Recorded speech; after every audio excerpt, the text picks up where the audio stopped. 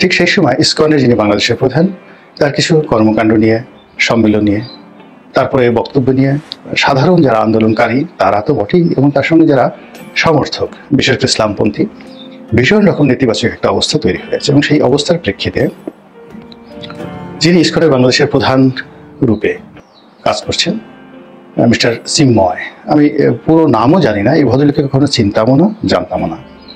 ইসকনের নাম জানতাম, কিন্তু ওনাকে নিয়ে আমার কোনো রকম আগ্রহ কখনো তৈরি হয়নি। তো এই ভদ্রলোক সম্পর্কে এখন মানুষের মুখে মুখে নানা রকম নেতিবাচক ইতিবাচক ঘটনা ঘটছে, এবং বিশ্ব দরবারে এই মানুষটি এখন হিরো অব দ্য এশিয়া। তার জন্য মার্কিন প্রশাসন চিন্তিত, তার জন্য পেন্টাগন চিন্তিত, তার জন্য দিল্লি চিন্তিত, ইউরোপীয় ইউনিয়নের সকল রাষ্ট্রদূতরা চিন্তিত। এবং এই সকল যে তাদের চিন্তার কারণ হলো বাংলাদেশে জঙ্গিবাদ মারাত্মক আকার ধারণ করেছে, এবং যেগুলো শীর্ষস্থানীয় রাজনৈতিক দল তাদেরকে টার্গেট করে পশ্চিমারা তাদের নড়াচড়া আগের মতো শুরু করেছে। ইতিমধ্যেই জামাতের আমিরের সঙ্গে ইউরোপীয় রাষ্ট্রদূত যারা আছেন তারা দেখা করেছেন। তারপর মিস্টার ডোনাল্ড ট্রাম্প সংখ্যালঘুদের উপর যে নির্যাতন নিয়ে যে সকল কথা বলেছেন, এবং এই চিন্ময় যিনি আছেন, মিস্টার চিন্ময়, ইসকনের প্রধান, তার মুক্তি নিয়ে ভারত যেভাবে প্রতিক্রিয়া দেখিয়েছে এবং ইসকনের হেডকোয়ার্টার যেভাবে প্রতিক্রিয়া দেখিয়েছে, তাতে মনে হয়েছে যে আমরা একটা ফাঁদের মধ্যে পড়ে গিয়েছি।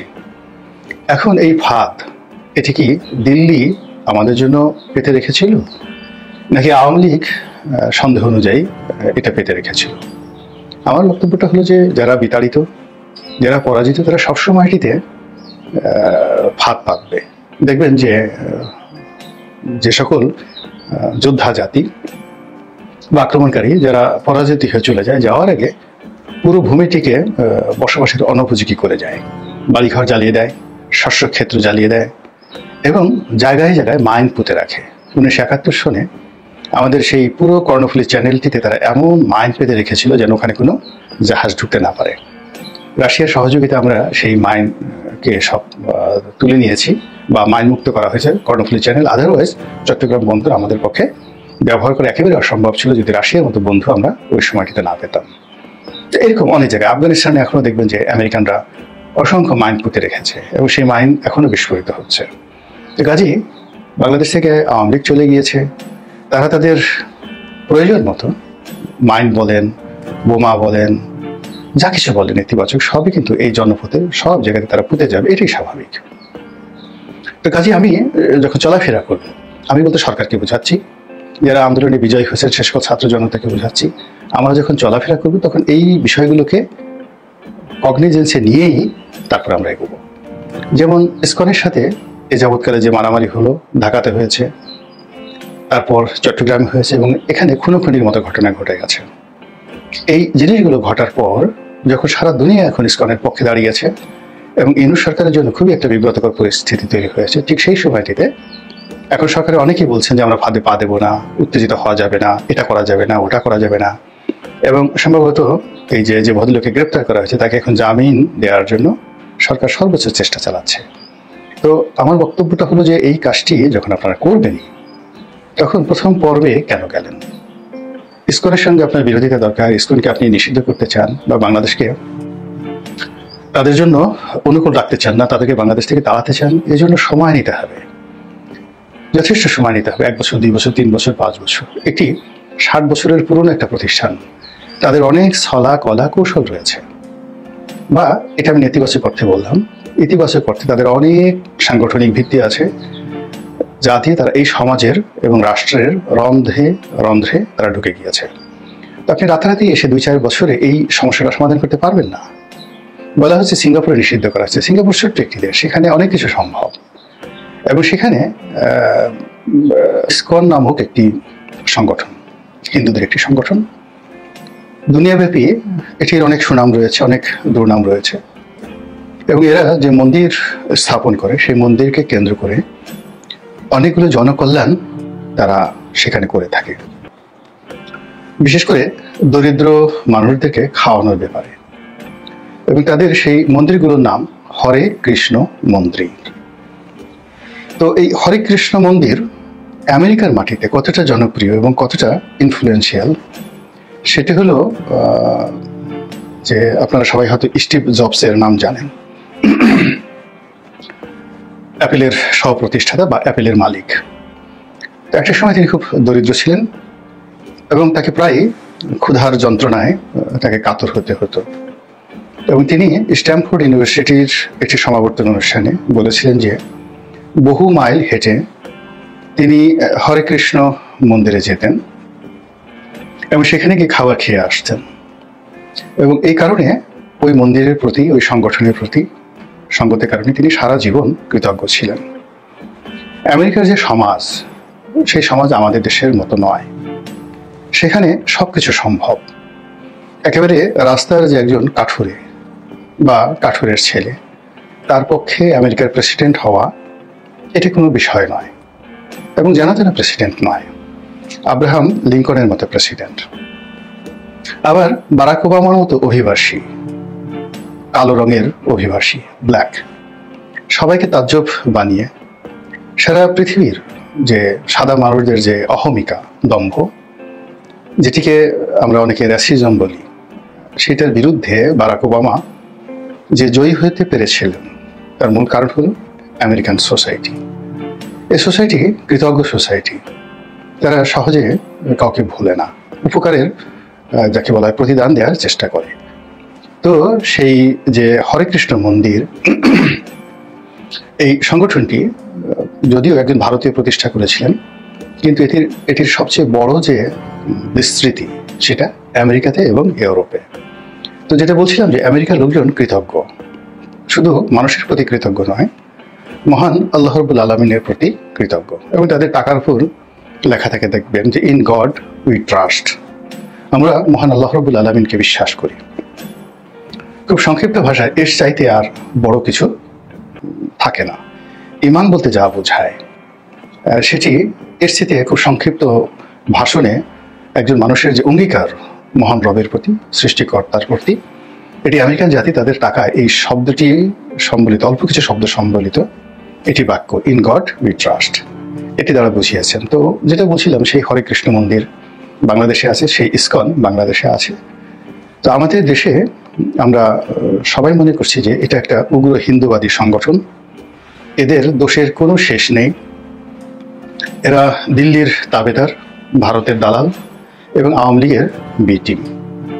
বাংলাদেশিদের যত কর্মকাণ্ড আছে, সকল কর্মকাণ্ড মূলত বাংলাদেশকে, বৃহত্তর বাংলাদেশকে তারা ভারতের সঙ্গে একীভূত করার জন্য সুদূর প্রসারী 50 বছরের একটা মাস্টার প্ল্যান নিয়ে তারা এগোচ্ছে।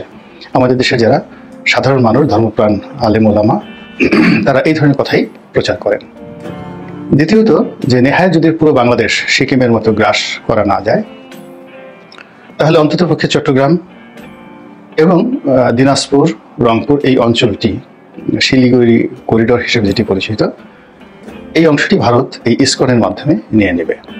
ওভাবে জনমত তৈরি হচ্ছে, ওভাবে যোদ্ধা তৈরি হচ্ছে, এরকম নানা রকম প্রচার প্রোপাগান্ডা গত কয়েক বছর যাবৎ চলে আসছে। ফলে আমাদের দেশের যারা সাধারণ সংখ্যাগরিষ্ঠ মুসলিম, তাদের মধ্যে ইসকন সম্পর্কে খুবই নেতিবাচক ধারণা।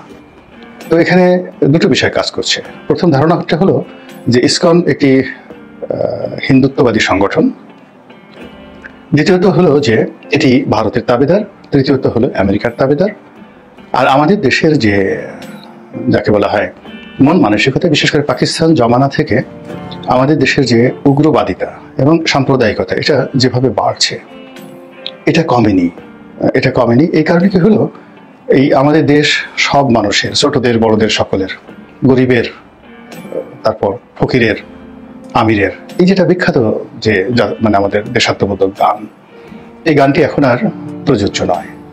এখানে সবাই মনে করে যে মুসলমানরা ভেসতে যাবে, এই পৃথিবীটা মুসলমানদের জন্য। তারপর অন্য যে জাতি গোষ্ঠী রয়েছে তাদের ব্যাপারে এড়িয়ে যাওয়া হয়, এবং এই যে কাফের, মুশরিক, ইহুদি, নাসারা, এই শব্দগুলো মাঠে ঘাটে ময়দানে এমনভাবে প্রচার করা হয়, আমেরিকার প্রেসিডেন্ট সে নাসারা, তারপর কোকাকোলা ইহুদি, ফেসবুক ইহুদি, টুইটার ইহুদি। অতএব এগুলো যতটা পারেন কম ব্যবহার করা যাবে, বা যতটা সম্ভব এদেরকে অ্যাভয়েড করতে হবে। এই বিষয়গুলো নিয়ে নিদারুণ প্রচার এবং প্রোপাগান্ডার ফলে আমাদের এই সমাজে অনেকগুলো বিষয় একেবারে দাউ দাউ করে জ্বলছিল। এবং সেই যে জাজল্যমান মানুষের হৃদয়ের যে আগুন, ক্রোধ, এগুলো এই শেখ হাসিনার পতনের পর আমরা দেখলাম বিভিন্ন জায়গাতে দাউ দাউ করে জ্বলে উঠেছে। প্রথম আলো অফিস পোড়াতে হবে, ডেইলি স্টার বন্ধ করতে হবে, কারণ দিল্লির দালাল, ভারতের দালাল, মানে হিন্দুত্ববাদের দালাল।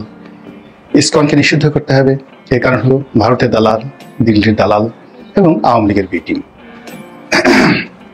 একই সঙ্গে ইসকন যে সকল মুভমেন্ট করছে এই গত 3-4 মাসে, আগের থেকে তাদেরকে খুব সন্দেহের চোখে দেখা হচ্ছিল, এবং এই 3 মাসে তাদের যে মুভমেন্ট, সেটা তুমি চিৎকার করবে কেন, কথা বলবে কেন, চলাফেরা করবে কেন?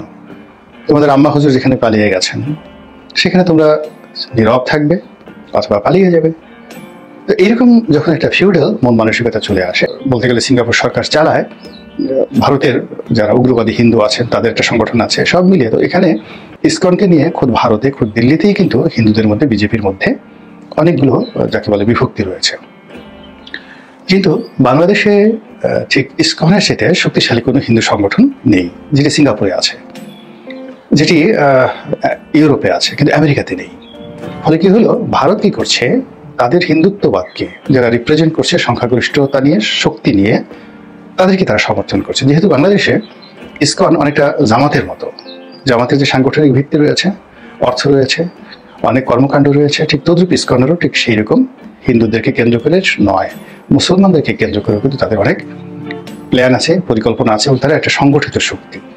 এবং সেই শক্তিটা কতটা দুর্ধর্ষ এবং কতটা বেপরোয়া তারা আমরা এই কয়দিনে দেখেছি। যেখানে আওয়ামী লীগের বড় বড় রাঘব বোলরা চিত হয়ে পড়ে গিয়েছেন, পালিয়ে গেছেন, সেখানে আমরা যাদেরকে সংখ্যা লঘিষ্ঠ হিসাবে তুচ্ছ-তাচ্ছিল্য করছি, যাদেরকে বিভিন্ন সময় নির্যাতন করার পরেও যারা কখনো রুখে দাঁড়ায়নি, কিংবা যাদেরকে আমরা অনেকেই গণিমতের মাল হিসেবে গণ্য করতাম, যখনই সুযোগ পেয়েছি সেই পাকিস্তানের জামানাতে হিন্দু নারী, হিন্দু সম্পত্তি, এগুলোকে সব শত্রুর সম্পত্তি বা গণিমতের মাল হিসেবে আমরা অনেকেই মনে করে এগুলো ভোগ দখলের চেষ্টা করেছি। সেই ধারা এখন যে বন্ধ হয়েছে এটা কিন্তু বলা যাবে না। তো এরকম একটি দুর্বল জাতিগোষ্ঠী সংগঠন হঠাৎ করে দাঁড়িয়ে গেল, এবং তাও যেন তেন নয়, এই আন্দোলনের একেবারে যারা পাদপীঠে আছেন, শীর্ষ পর্যায়ে আছেন, তাদের বিরুদ্ধে। যখন তারা দাঁড়িয়েছে, ধরে নিতে হবে যে তারা মরণ কাম্য দেওয়ার জন্য শক্তি সঞ্চয় করে দাঁড়িয়েছে। তো সুতরাং আপনি কোনো রকম প্রস্তুতি না নিয়ে, কোনো রকম পরিকল্পনা না নিয়ে, চিন্তা ভাবনা না করে কেন এদের বিরুদ্ধে লাগতে গেলেন? ফলে কি হলো, আওয়ামী লীগ কি করলো না না করলো, ভারত কি করলো না না করলো, বা তারা হাত পাতলো কি পাতলো না, ডাজ নট ম্যাটার। কিন্তু ইসকনের এই ঘটনা নিয়ে অন্তর্বর্তীকালীন সরকার যে একটা বিব্রতকর পরিস্থিতিতে পড়েছে, এবং এই পরিস্থিতি সহসা সমাধান হবে না, এটি দীর্ঘমেয়াদে সরকারকে ভোগাবে বলেই আমি মনে করি। আল্লাহ আমাদের সবাইকে হেদায়েত দান করুন এবং হেফাজত করুন। আসসালামু আলাইকুম ওয়া রাহমাতুল্লাহি ওয়া বারাকাতুহু।